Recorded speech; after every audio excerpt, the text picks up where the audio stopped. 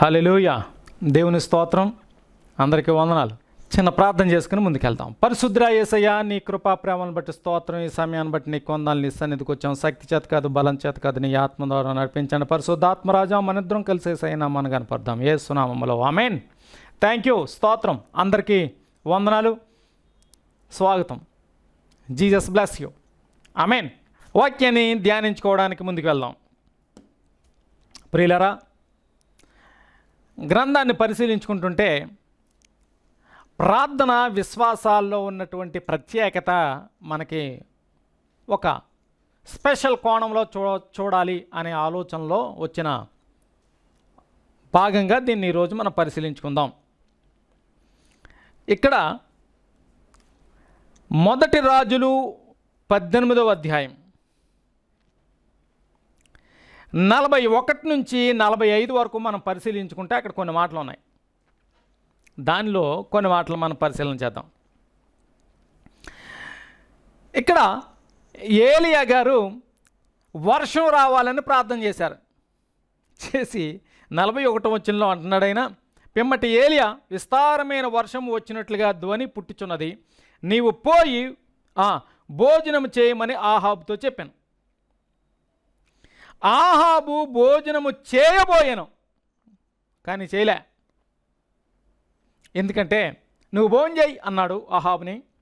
కానీ ఏలియా గారు ఏం చేస్తున్నారంటే పర్వతం ఎక్కి గోల పెడుతున్నాడు వర్షం కోసం. ఏమని ముందే ఏం చెప్పాడు?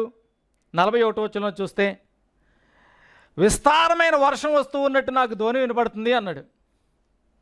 మళ్ళీ ప్రార్థన చేయమంటున్నాడు. 42వ వచనంలో చూస్తే ఏలియా గారు ఏం చేశాడంటే, కర్మెలు పర్వతం మీదకి పోయి నేల మీద పడి ముఖము కాళ్ళ మధ్య ఉంచుకొనాను. అంటే పైకి ఉంచుకున్నాడా, కిందకు ఉంచుకున్నాడా? ఎప్పుడు ముఖం దించుకుంటాం? భయమైనా ఉండాలి, తప్పు అయినా చేయాలి, అనుకున్నది జరుగుతుందా లేదా అన్నదన్నా ఉండాలి. అంటే విశ్వాసంలో ఎప్పుడూ కూడా అనుమానం ఉంటుంది, జరుగుతుందా జరగదా అని. మొదట విస్తారమైన వర్షం రావడానికి ధ్వని పుడుచు ఉంది, వెళ్ళిపో, భోజనానికి వెళ్ళిపో అన్నాడు. కానీ ఈయనకి మాత్రం ఇక్కడ ఇది ఒక మిస్టరీగా ఉండిపోయింది. కానీ ప్రియులారా, దీన్ని బట్టి మనం పరిశీలన చేసుకుంటే కొన్నిసార్లు దేవుని వాక్కు మనల్ని టచ్ చేస్తుంది, దేవుని స్వరం మనకు వినపడుతుంది. అయినా కొన్నిసార్లు అవిశ్వాసంతో ఉంటూ ఉంటాం. ఇక్కడ విశ్వాసంతోనే ఉన్నాడు ఈయన ఏలియా గారు, అయినా మానవ స్వభావం వెంటాడుతూ ఉంది. నన్ను కూడా కొన్నిసార్లు మానవ స్వభావం మనల్ని వెంటాడుతూ ఉంటుంది. ఈ మానవ స్వభావం నుంచి మనం బయటపడాలి అంటే, ముందుకెళ్ళాలి అంటే, దీవించబడాలి అంటే, దేవునికి దగ్గర అవ్వాలి అంటే, ఇక్కడున్న ఎక్కువ మీనింగ్ని గట్టిగా పట్టుకోవాలి. ఈరోజు ఇక్కడ ఏలియా గురించి ధ్యానించుకోవడానికి, ఏలియా గారిని ముందెట్టుకోవడానికి ఎవరికీ వినపడినటువంటి ధ్వని ఏలియా గారికి వినపడుతుంది. ఎప్పుడైతే నిజమైన ధ్వని ఉందో, ఏకాంతములో ఒక ధ్వని ఉందో, ఏం పుడుతుంది? ప్రతి ధ్వని పుడుతుంది. ఒక ఎగ్జాంపుల్ చెప్తా. తండ్రి కొడుకుని అడవిలోకి తీసుకెళ్ళాడు. అడవిలో ప్రయాణం వెళుతూ ఉన్నారు. కాలుకి ఏదో తగిలి అడవిలోకి వెళ్ళిన తర్వాత ఈ చిన్నపిల్లాడు కింద పడ్డాడు, గట్టిగా ఏడుస్తున్నాడు. వాళ్ళ నాన్న పరిగెట్టుకు వచ్చాడు, తీసుకున్నాడు, బొజ్జగించాడు, బాగానే ఉంది. ఆ తర్వాత వీడు అడిగాడు, నాన్న నువ్వు నేనే కదా ఇక్కడ ఉన్నావు అన్నాడు. అవును అన్నాడు. మూడో వాళ్ళు ఎవరైనా మనకు తెలియకుండా ఉన్నారా ఇక్కడ? అబ్బాబే లేరురా, మన ఇద్దరమేగా అన్నాడు. సరే అయితే నేను ఏడుస్తుంటే వెనకాల ఇంకొకళ్ళు ఎవడో ఏడుస్తున్నారు, నేను ఏడుస్తున్నా, నాకు దెబ్బ తగిలింది, ఇంకొకళ్ళు ఎవరు ఏడుస్తున్నారు అన్నాడు. ఎవరు ఏడ్చారా? ఎవరు వేయలేదు? లేదు, ఇంకొకళ్ళు ఏడ్చారు.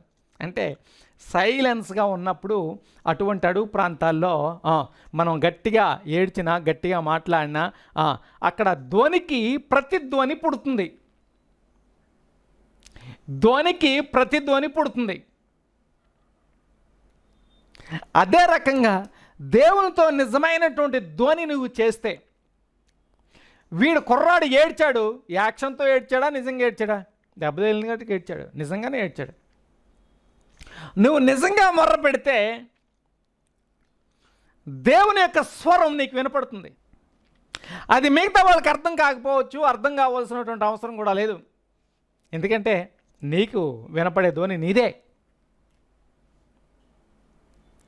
నీకే వినపడుతుంది. అది నీవు నిజంగా మొర్ర పెడితే అది నీకే వినపడుతుంది.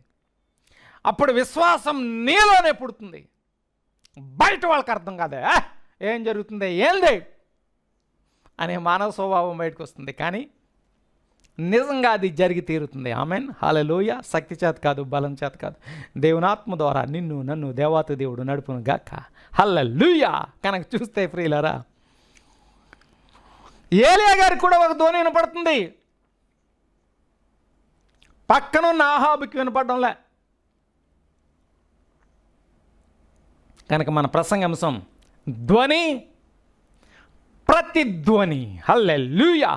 కమాన్. మన ప్రసంగాంశం ధ్వని, ప్రతిధ్వని. నిజంగా ధ్వని చేయి దేవుడి సన్నిధిలో.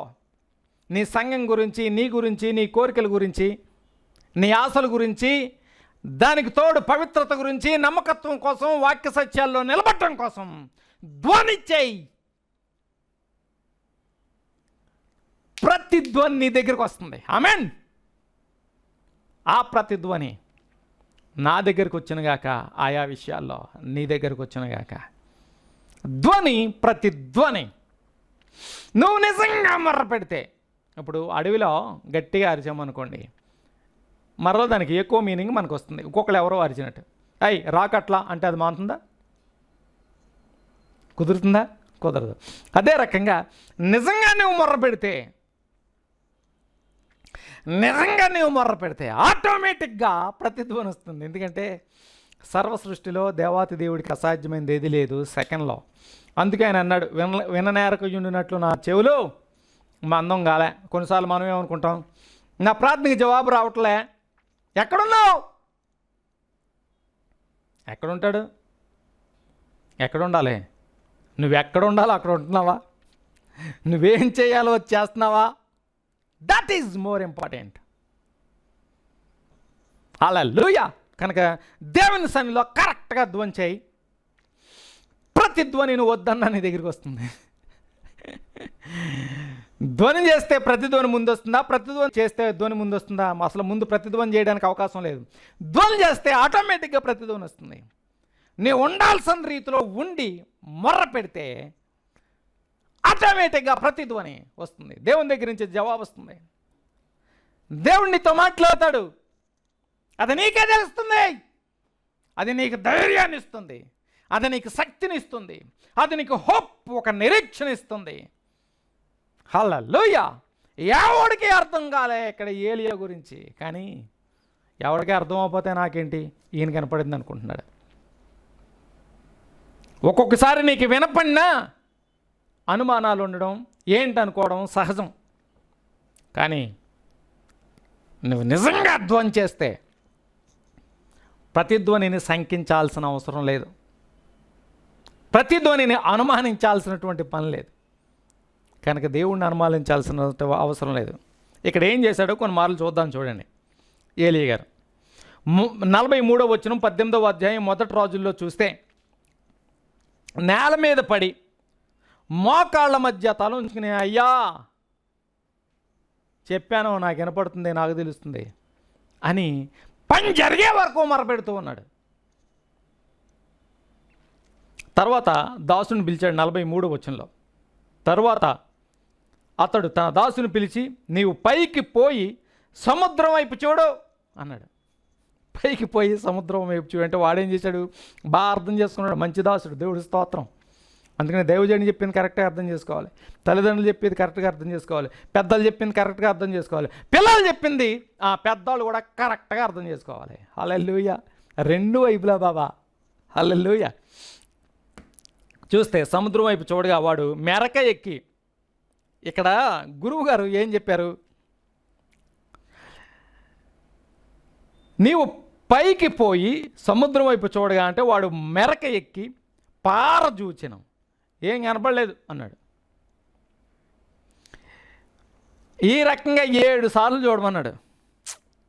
వీడికేం అర్థం కాలేదు, ఏంద్రా ఈయన గోలేంటి. ఆ తర్వాత చూస్తే 7వసారి 44వ వచనంలో అరిచేయంత మేఘం కనపడిందట. అరిచే మేఘం ఆకాశంలో కనపడడం ఏంటి? ఆకాశం మేఘం రంగులోనే ఉంటుంది. అంటే ఏంటంటే చూడగా దేనికోసమైతే ఏలీ గారు చూస్తున్నాడో దాంట్లోకి ఈయన ట్రాన్స్ఫర్ అయినట్టు అర్థమవుతుంది. అయస్కాంతానికి ఇనప ముక్కను తగిలిస్తే కొన్ని రోజులకి ఇనుము కూడా అయస్కాంతంగా మారిపోతుంది. అట్లా ఈయన ప్రార్థన బలం, ఆయన విశ్వాసపు తాకిడి ఈయనకి తగిలేసరికి స్టార్ట్ అయ్యింది అన్నాడు. దేవుడి స్తోత్రం కలుగును గాక. హల్లెలూయా. కనుక ప్రియులారా, వాక్యాన్ని మనం పరిశీలించుకుంటూ మనం ముందుకు వెళితే, వాక్య సత్యాన్ని మనం పరిశీలించుకుంటే, వాక్యం యొక్క గొప్పతనం ఏంటో మనం గమనించినప్పుడు ఆయా విషయాల్లో మనం ముందుకు వెళ్తాం. కనుక మన ప్రసంగాంశాన్ని మరోసారి నేను జ్ఞాపకం చేస్తున్నాను. ధ్వని, ప్రతిధ్వని కరెక్ట్గా ధ్వని చేస్తే ప్రతిధ్వని వస్తుందా అన్న ప్రశ్నే ఉండదు. అందుకనే దేవుడు నిజంగా మొరపెట్టేవాడికి నేను ఉత్తరం ఇస్తాను రా బాయ్ అన్నాడు. ఓకే, ఘనత మహిమ యేసయ్యకే చెల్లును గాక. హల్లెలూయా. ఒక మాటను మీకు చదువుతున్నా. ఇక్కడ చూస్తే ఏలియా ధ్వని చేశాడు. పాజిటివ్. నీ ధ్వని అంతా కూడా నెగిటివ్లో ఉండకూడదు, పాజిటివ్లో ఉండాలి. ఏం జరిగినా దేవుడు నాకు మంచిగా చేస్తాడు, నా బుద్ధిని బట్టి ఎలా తగలడింది అని నిన్ను నువ్వు టెస్ట్ చేసుకుంటూ, నిన్ను నువ్వు స్వపరీక్ష చేసుకుంటూ, నిన్ను నీవు పరిశీలించుకుంటూ ముందుకెళ్ళాలి. ఏలి గారికి మంచి జరిగింది. యోహాను సువార్త 3వ అధ్యాయం 3వ వచనాన్ని చూస్తే, యోహాను సువార్త 3వ అధ్యాయం 3వ వచనాన్ని చూస్తే, యోహాను కూడా అడవిలో కేకలేస్తున్నాడు అని మనకి తెలుగులోకి వచ్చింది. కానీ అడవిలో గట్టిగా మాట్లాడుకుంటున్నాడు. వాడు మాట్లాడుకుంటే వాడిని ఏమంటాం? పెచ్చోడు అంటాం. మరి ఈయన పెచ్చోడా? లేదు. ఈయన ధ్వని చేస్తుంటే ప్రతిధ్వని వస్తుంది, ధ్వని చేస్తుంటే ప్రతిధ్వని వస్తుంది. ఈయన మాట్లాడుతుంటే దేవుడు మాట్లాడుతున్నాడు. ఇక్కడ దేవుడితో గడుపుతూ ఉన్నాడు. పాజిటివ్. ఆ రోజు బాప్తిస్మ ఇచ్చే యోహాన్ని కూడా ఆయన తిండిని, ఆయన పరిస్థితిని, ఆయన వాతావరణాన్ని, ఆయన వే ఆఫ్ డ్రెస్అప్ని చూసి చాలామంది ఈడో తేడా మనిషి, లేకపోతే పెచ్చోడు, లేకపోతే ఎవడో తెలియదు, ఏంటీడు అనుకున్న వాళ్ళు చాలామంది ఉన్నారు. కానీ వాళ్ళని పట్టించుకోలేదు. దానికి కారణం ఏంటి? ప్రతిధ్వని వింటూ ఉన్నాడు, జవాబు వస్తూ ఉంది. ఆయన పాజిటివ్ యాటిట్యూడ్లో ఉన్నాడు. నీవు కూడా నేనైనా పాజిటివ్గా ఉండాలి. ఆమేన్. హల్లెలూయా. ఏమో, ఏటో, ఎందుకో, ఏంటో, అలాగా ఇలాగా విస్తారంగా భయపడ్డావు అనుకో, బైబిల్ ఏం చెప్తుంది తెలుసా? నువ్వు దేని గురించి అయితే విస్తారంగా భయపడ్డావో అది నీ నెత్తి మీదకి వచ్చేస్తుందట. భయం మంచిదే, విస్తారమైన భయం ఉండకూడదు. అందుకనే బైబిల్లో 365 సార్లు భయపడకనే ఉంది. అయినా భయపడడంలో విశేషం ఏమీ లేదు. కానీ భయపడాల్సిన దానికన్నా ఎక్కువ కూడా భయపడకు సుమా. భయపడ్డావా, దేని గురించి భయపడ్డావో అది నెత్తి మీదకి వచ్చి కుర్చీ వేసుకుని కూర్చుంటే ప్రమాదం ఉంది. ఓకే, కనుక ఎప్పుడు పాజిటివ్గా ఉండు. ఏలియా ధ్వని చూసాం, యోహాను ధ్వని చూసాం. ఇక్కడ నెగిటివ్ ధ్వని కూడా మనం చూస్తాం. దేమా ధ్వని 2 తిమోతి 4వ అధ్యాయం 10వ వచనం. 2 తిమోతి 4వ అధ్యాయం 10వ వచనాన్ని చూస్తే దేమ నెగిటివ్, పాజిటివ్ కాదు, అనుకూల దృక్పథం కాదు, ప్రతికూల దృక్పథం ఈయనలో కనపడుతుంది. దేవుడి దగ్గరికి వచ్చి మొర్ర పెడుతున్నావు, దేని గురించి మొర్ర పెడుతున్నావు? నీ అవసరాలు తీర్చుకోవడానికా, దేవుడితో గడపడానికా? నీ అవసరాల కోసం నువ్వు ప్రార్థన చేసినా దేవుడు నీకు జవాబిస్తాడు. కానీ కేవలం నీ అవసరాల గురించే నువ్వు మొరపెడుతూ ఉంటుంటే నీలో నెగిటివిటీ ఎక్కువగా ఉందన్నమాట. అనుకూల దృక్పథాల కన్నా ప్రతికూల దృక్పథాలు నీలో చాలా ఉన్నాయన్నమాట. అది ఇక్కడ మనం అర్థం చేసుకోవాల్సినటువంటి విషయం. కనుక ప్రియులరా, వాక్యాన్ని గమనించుకుంటూ ముందుకు వెళ్తే చూడండి, సామెతలు 16వ అధ్యాయం 4వ వచనం. సామెతలు 16:4 ఈ రకంగా ఉంది. యెహోవా ప్రతి వస్తువును దాని పని నిమిత్తము కలుగజేశాను. ప్రతి వస్తువును దాని పని నిమిత్తం కలుగజేశాడు. మరి నిన్ను ఎందుకు కలుగజేశాడు? అది తెలుసుకోవాలి. ఓకే, నాశన దినమునకు ఆయన భక్తిహీనులను కలుగజేశానని ఉంది. అంటే నాశనం అవడానికి కూడా దేవుడు కలుగజేసాడు ఏంటి? నో, అట్లా కాదు ఇక్కడ రియల్ ఉన్నట్టు రావాల్సినటువంటి అర్థం. భక్తిహీనులు నాశనం అయ్యే ప్రమాదం ఉంటుంది. ఎవరు భక్తిహీనులు? వన్ వేలో వెళ్ళేవాళ్ళు. వన్ వే వెళ్ళడమే వన్ వే. దేవుడి మార్గం వన్ వే కాదు. నువ్వు వెళుతూ ఉంటుంటే ఆయన ఎదురుగా వస్తూ ఉంటాడు.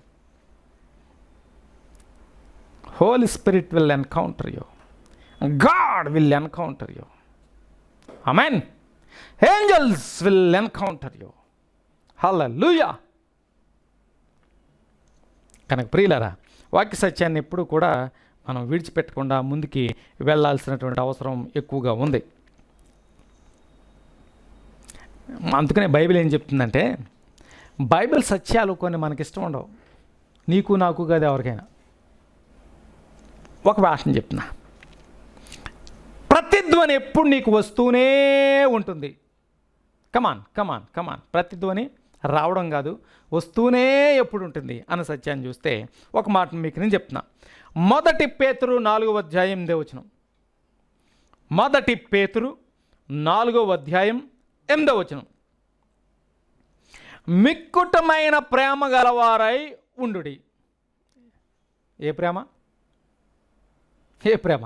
మిక్కుటమైన ప్రేమ అంటే ఏంటో చెప్పు. కమాన్, వాట్ ఈజ్ మిక్కుటమైన ప్రేమ? వాట్ ఆ తెలుగు వర్డ్ యార్. మన తెలుగు సూపర్ తెలుసా నీకు? తెలుగులో ఉన్నటువంటి పర్యాయ పదాలను మనం గమనిస్తూ ఉంటే గొప్ప తీయగా ఉంటుంది. అందుకనే ప్రపంచ భాషలన్నీ టెస్ట్ చేసి అన్నిటికైనా స్వీటెస్ట్ లాంగ్వేజ్ తెలుగు అని చెప్పారు. అందుకని ఇక్కడ చూస్తే మిక్కుటమైన ప్రేమ. మనకి తెలుగులో కన్నా దీన్ని ఇంగ్లీష్లో చెప్పప్పుడు నేను తెలుగులోకి వస్తా, అప్పుడు అందరికీ అర్థమవుతుంది. చూడండి, మిక్కుటమైన ప్రేమ అంటే, మిక్కుటమైన అంటే ప్రాక్టీస్ అని. ఏంటది? ప్రాక్టీస్. దేన్ని ప్రాక్టీస్ చేయాలి? ప్రేమను ప్రాక్టీస్ చేయాలి. హల్లెలూయా. ప్రేమను ప్రాక్టీస్ చేయాలి.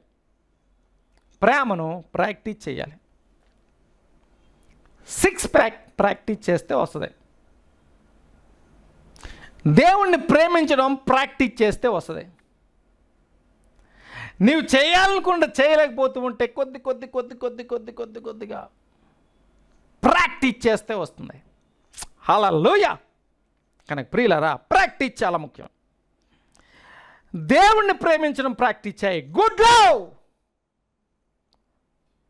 మంచి ప్రేమ, తేడా ప్రేమ, అవునా కదా? మంచి ప్రేమను ప్రాక్టీస్ చేయి. అప్పుడు ప్రతిధ్వని మనకు వినపడుతూనే ఉంటుంది. ఘనత మహిమ యేసుకే చెల్లును గాక. హల్లెలూయా.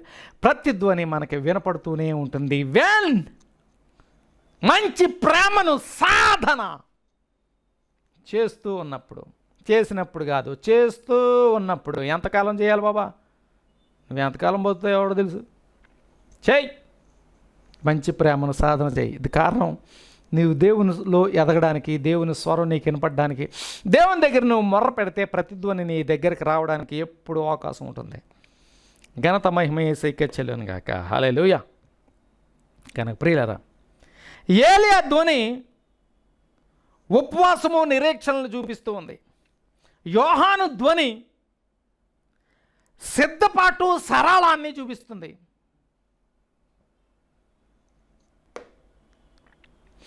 దేమ ధ్వని లోకాన్ని ప్రేమించడం చూపిస్తూ ఉంది.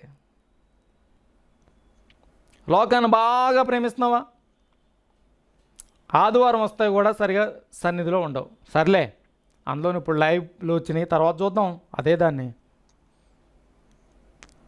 దేవుని సన్నిధిలో గడుపుతున్నావా ఎక్స్ట్రా? దేవుని సన్నిధిలో గడుపుతున్నావా ఎక్స్ట్రా? దేవుడి ఆలోచనలతో ముందుకెళ్తున్నావా? కానీ ప్రియులరా, మనకి నీవు ఆదివారం కూడా నువ్వు చేయాల్సిన పని నువ్వు చేయట్లేదు అంటే దేవుని ప్రేమించుతూ దేవుని ప్రేమించడం ప్రాక్టీస్ చేస్తూ ఉన్నట్ట లేదా? నీ గురించి నీకు బాగా తెలుసు కదా, నా గురించి నాకు బాగా తెలుసు. కనుక దేవుణ్ణి ప్రేమించడం, మంచిని ప్రేమించడం, మంచి విషయాల పట్ల ఉన్న ఆసక్తిని ప్రాక్టీస్, సాధన సాధన సాధన చేస్తూ ఉండాలి. అది ఇక్కడ బైబిల్ మనకి చెబుతూ ఉంది. ఘనత మహిమ యేసయ్యకే చెల్లును గాక. హల్లెలూయా. నెగిటివ్ ప్రేమలు కూడా ఉంటాయి, పాజిటివ్ అండ్ నెగిటివ్. అందరూ ధ్వనులు చేశారు. మంచి కోసం అరిచిన వాళ్ళు ఉన్నారు, చెడ్డ కోసం అరిచిన వాళ్ళు ఉన్నారు. ఇక్కడ మనం చూస్తుంటే ఏది సత్యం, ఏ సత్యం వైపు మనం వెళ్ళాలి అన్న విషయం మనకి స్పష్టంగా అర్థమవుతూ ఉంది. చూస్తే సామెతలు 16వ అధ్యాయం 7వ వచనాన్ని చూస్తే, సామెతలు 16వ అధ్యాయం 7వ వచనాన్ని చూస్తే, ఒకని ప్రవర్తన యెహోవాకు ప్రీతికరమగునప్పుడు ఆయన వాని శత్రువులను సహా మిత్రులుగా చేయును. దేవుని ప్రవర్తన నీకు బాగుందనుకో, నీకు ఎవరైనా శత్రువులు ఉన్నారనుకో, నీకు కావాలంటే వాళ్ళు మిత్రులు చేస్తాడు, కావాలంటే. హల్లెలూయా. ఎందుకులే, నాకు శత్రుత్వం లేకుండా ఉంటే చాలు, శత్రుత్వం లేకుండా ఉంటే చాలు అంటే ఇట్స్ ఓకే. అంటే మనిషికి అసాధ్యమైంది సాధ్యం అవుతుంది. ప్రతిధ్వనిలో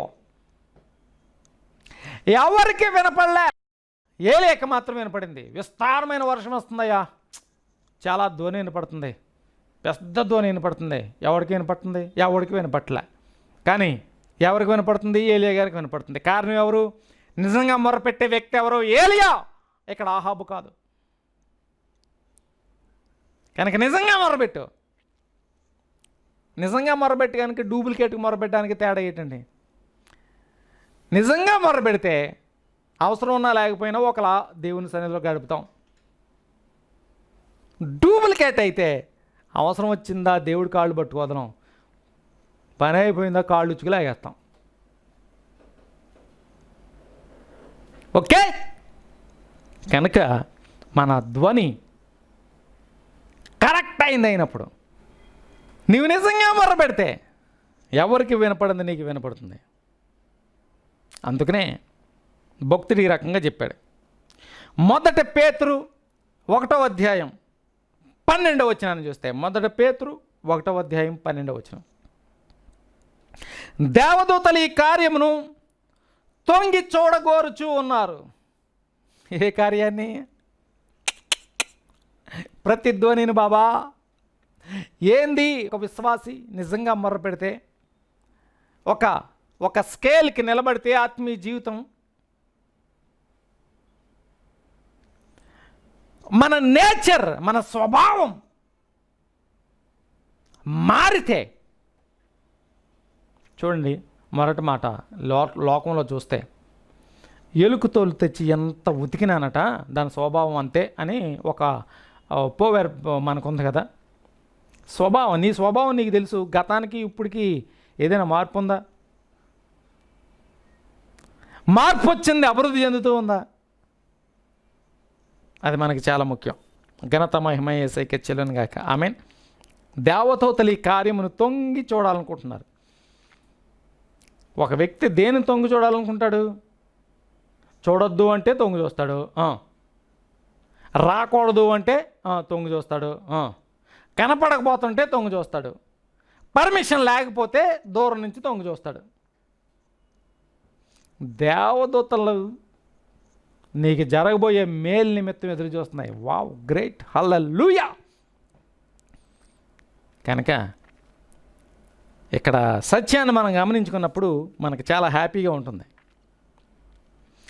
కనుక ప్రేమను ప్రాక్టీస్ చేయాలి.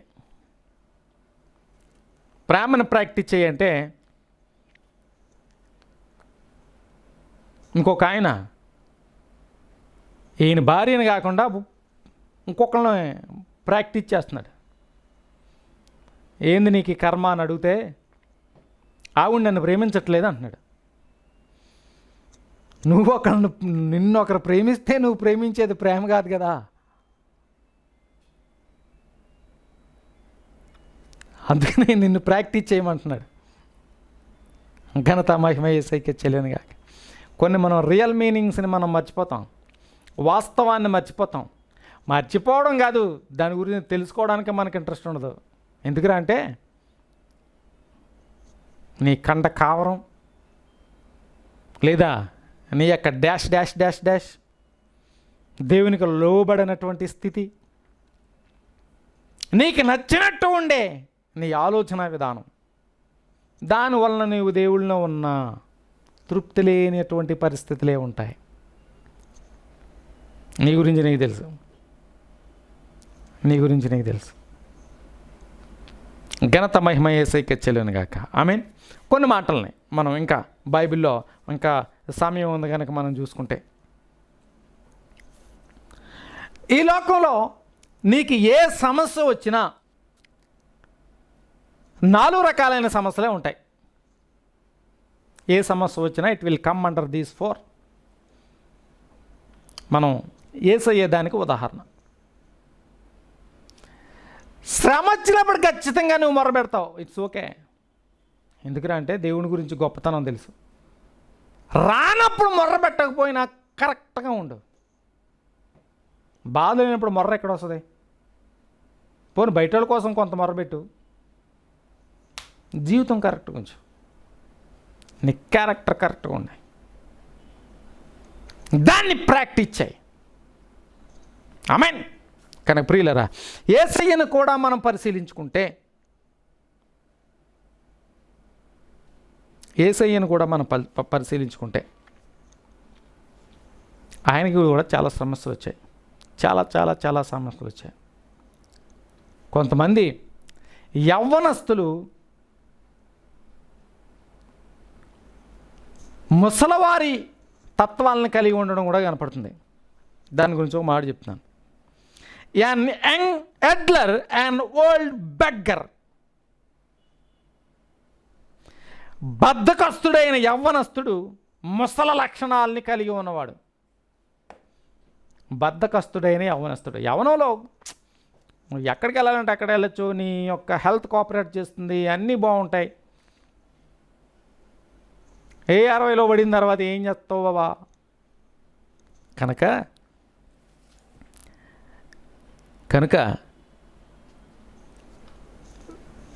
ఈ యొక్క యవ్వన దశలో బద్ధకం నిన్ను నిలబడి చేస్తుంది అనుకో, అది ఇంకా డేంజర్. నీ జీవితంలో ప్రతిధ్వని వెళ్ళావు.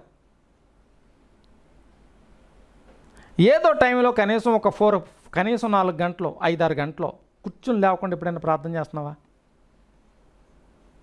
బోల్డెన్ ధోరణులు వస్తాయి. నీకు ఆశలు ఉన్నాయా లేవా? అసలు బోల్డెన్ డబ్బులు కావాలి, ఇది కావాలి, అది కావాలి, ఇది కావాలి, అది కావాలి, ఇది కావాలి. తప్పేం కాదు బే, ఆశించావు. ఆశ లేకపోతే మనిషి ఎందుకు అవుతావు నువ్వు? ఆ ఆశలో దేవునికి అనుకూలమైందే ఉండాలి. అది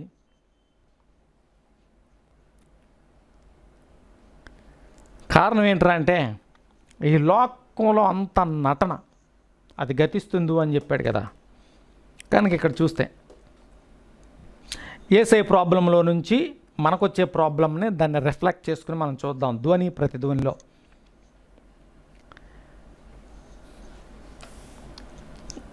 మత్తయి సువార్త 26:36 చూస్తే, మత్తయి సువార్త 26:36 చూస్తే, గెత్సెమనే వనములో suffered in Satan hand.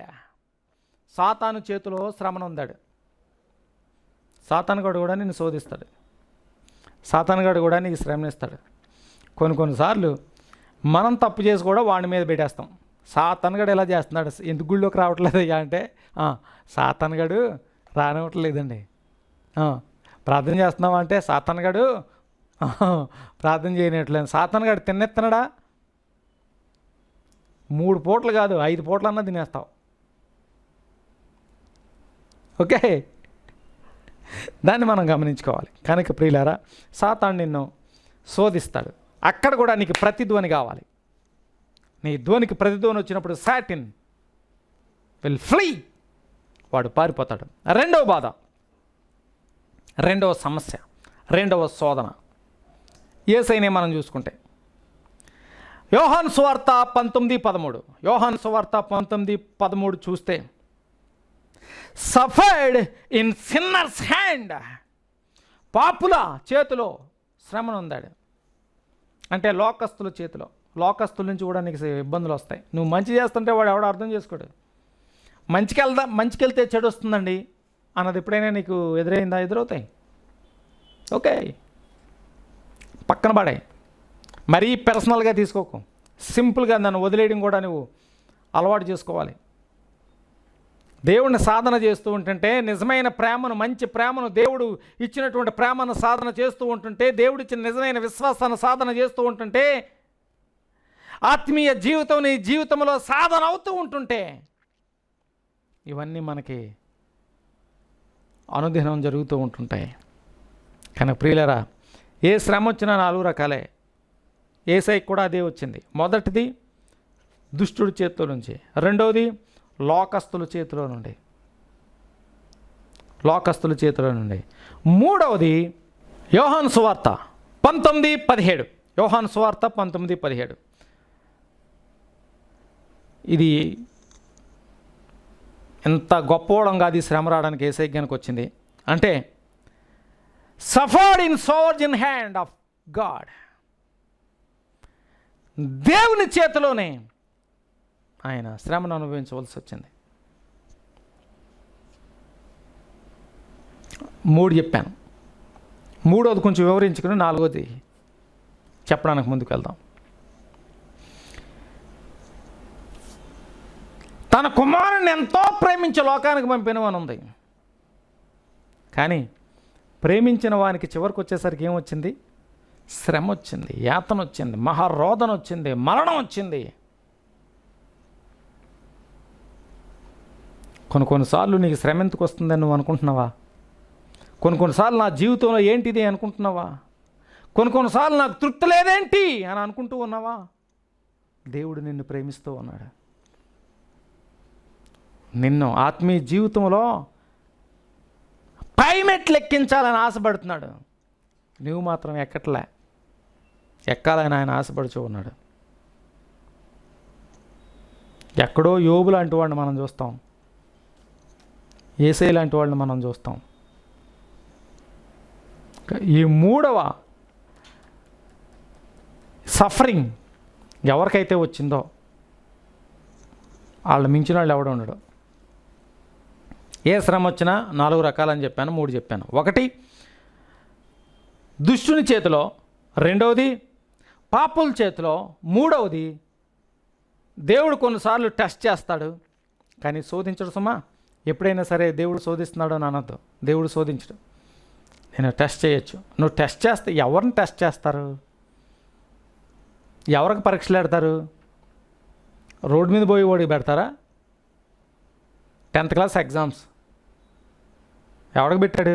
10th అంతా చదివావు, టెస్ట్ తర్వాత నువ్వు ఎవడో తెలుస్తుంది.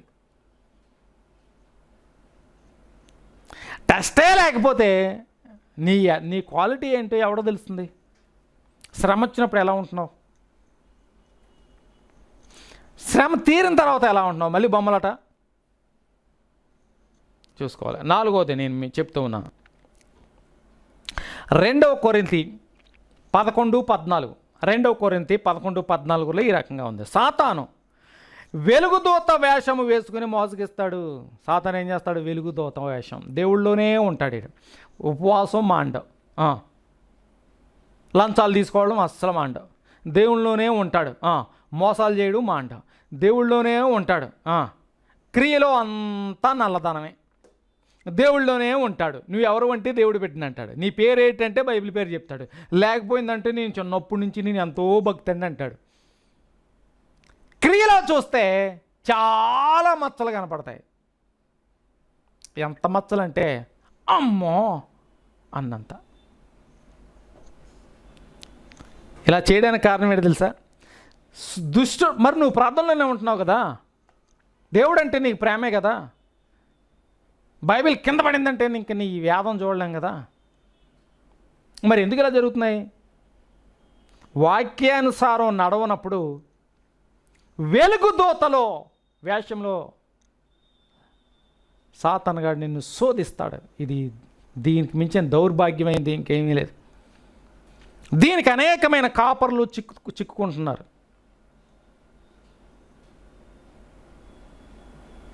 దీనికి కాపర్లు, పాస్టర్స్ కూడా చిక్కుకుంటున్నారు.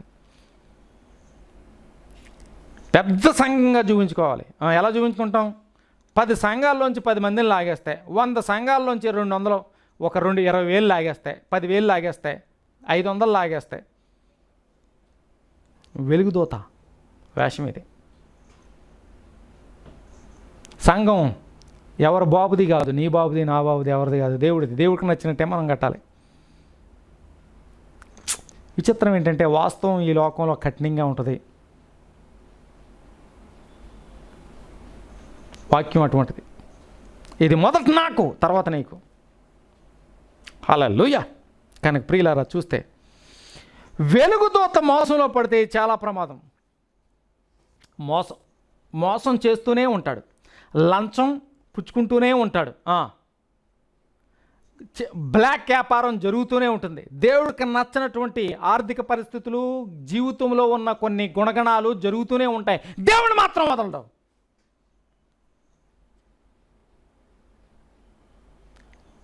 ఇటువంటి వాళ్ళను వెలుగుదూత మోసం చేసే ప్రమాదం ఉంది. వెలుగుదూత మోసం చేసే ప్రమాదం ఉంది. ప్రియులరా, కనుక ఎప్పుడైతే నీ ధ్వనికి ప్రతిధ్వని లేదో, నీకు నచ్చిన ప్రార్థనకు దేవుడు జవాబు ఇవ్వడు. దేవుడికి అనుకూలమైన ప్రార్థన చేసినప్పుడే నీకు జవాబు ఇస్తాడు. అప్పుడు మాత్రమే నీ విశ్వాసం పెరుగుతుంది. నీ విశ్వాసం పెరిగితే, విశ్వాసము చురుకుదనాన్ని కలిగిస్తుంది, అవిశ్వాసము సోమరితనాన్ని పుట్టిస్తుంది. లేదండి, నాకు సోమరితనం ఏంటండి, నేను ఉదయాన్నే లేచిపోతాను. లేచిపోయి ఏం చేస్తావేంటి? దేవుళ్ళు ఏమన్నా గడుపుతావా? లేచిపోయి ఏం చేస్తావు? ఏం తిందాం, ఎక్కడ తిరుగుదాం, ఏం చేద్దాం, ఇదే కదా కాలక్షేపం. కనుక ప్రియులరా, విశ్వాసం, నిజమైన విశ్వాసం చురుకుదనాన్ని ఇస్తుంది. సోమరితనం అవిశ్వాసులకి, ఎక్కడైతే అవిశ్వాసం ఉందో వాళ్ళలో సోమరితనం ఎక్కువ ఉంటుంది. అందుకనే అన్నాడు, ఇప్పుడే ఒకసారి మనం చెప్పుకున్నాం, an young elder and old beggar. బద్ధకస్తుడైన యవ్వనస్తుడు ముసల రూపంలో ఉన్నటువంటి యవ్వనస్తుడుగా అయిపోయే ప్రమాదం ఉంది. ప్రియులారా, ఏలే గారికి ఇవన్నీ చూసాం. అక్కడి నుంచే మనం ప్రతిధ్వని చూసుకున్నాం. కానీ భక్తి, నిజమైన భక్తి బయట నుంచి వచ్చేది కాదు. నిజమైన భక్తి లోపల నుంచి వస్తుంది. నిజమైన భక్తి లోపల నుండి వస్తుంది, బయట నుంచి వచ్చేది కాదు. మన జీవితంలో నేర్చుకోవాలి, ఉండాల్సిన విధంగా ఉండాలి. మనకు నచ్చడం ఉండడంలో మీనింగ్లెస్ అయిపోతుంది మన జీవితం. ఎప్పుడైతే మీనింగ్లెస్ అనిపించిందో అప్పుడే సూసైడ్స్ అయ్యి పెరుగుతుంటాయి. చచ్చిపోతే బాగుండు. అవును, బతుకడం వేస్ట్ అని నీకు అర్థమవుతుంది. వేస్ట్ కాకుండా మీనింగ్ఫుల్గా ఉండడం ఎలా అన్నది ప్రాక్టీస్ చేయి, హ్యాపీగా ఉంటాం. దేవునికి నచ్చినటువంటి ధనం నీ దగ్గర ఎంత ఉన్నా సంతోషం, సుఖం, సమాధానం ఉండదు. నీ జీవితంలో మొదట దేవుడికి నచ్చిన జీవితం ఉండడానికి నీ ప్రయాసం ఉంటే అంత బాగుంటుంది. ఘనత మహిమేసేకే చెల్లును గాక. హల్లెలూయా. కనుక ప్రియులారా, ప్రతిధ్వనిలో నేను ఒక ఉదాహరణతో ముగించడానికి ఇష్టపడుతున్నాను. కొన్నిసార్లు మన ధ్వనికి దేవుడు ప్రతిధ్వనిస్తాడు. నిజంగా మొరపెడతావు, ఉత్తరం ఇస్తాడు. ఆ తర్వాత డూప్లికేట్గా మొదలు పెడతావు, నీ జ్ఞానం అంతా కలుపుతావు. దేవునికి ఎలా లోబడి ఉండాలి ఒక ఉదాహరణ చెప్తున్నా. ఒకసారి పిల్లలు సముద్రం గట్టున ఆడుకుంటున్నారట. తాబేళ్ళు ఉన్నాయి, తాబేళ్ళతో ఆడుకుంటున్నారు. తాబేళ్ళతో స్నేహం బాగా ఎక్కువైపోయింది, తాబేళ్ళతో మాట్లాడుకుంటున్నారు. అప్పుడు తాబేళ్ళు అన్నాయట, మా రాజు దగ్గరికి తీసుకెళ్తాంరా, నీకు మంచి గిఫ్ట్ ఇస్తాడు అన్నాయట. అవునా అని చెప్పి పిల్లలుగా వెళ్ళారు. సముద్రంలో తీసుకెళ్ళింది రాజు దగ్గరికి. తాబేలు వాళ్ళ రాజుకి పరిచయం చేసిందట. నా ఫ్రెండ్, మేము రోజు ఇక్కడ సీషోర్న మేము సముద్రపు గట్టున ఆడుకుంటూ ఉంటాం, ఎట్లాగన్నా. వెరీ గుడ్, నీ ఫ్రెండ్కి వెళ్ళిపోయేటప్పుడు నాతో చెప్పు, మంచి గిఫ్ట్ ఇస్తాను అన్నాడు. వెళ్ళిపోయేటప్పుడు గిఫ్ట్ ఇస్తా అన్నారు కదా సార్ రాజుగారు, మా ఫ్రెండ్ వెళ్ళిపోతున్నాడు అని చెప్తే 2 బాక్సులు ఇచ్చాడట. పై బాక్సు, కింద బాక్సు. మంచి కష్టంలో ఉన్నప్పుడు, ఇబ్బందుల్లో ఉన్నప్పుడు పై బాక్సును తెరు. ఏంటి? మంచి కష్టం ఉన్నప్పుడు, ఇబ్బందుల్లో ఉన్నప్పుడు పై బాక్సు తెరు. 2వ బాక్స్ ఉంది, నీ జీవితంలో బ్రతుకున్నంతకాలం తెరకు.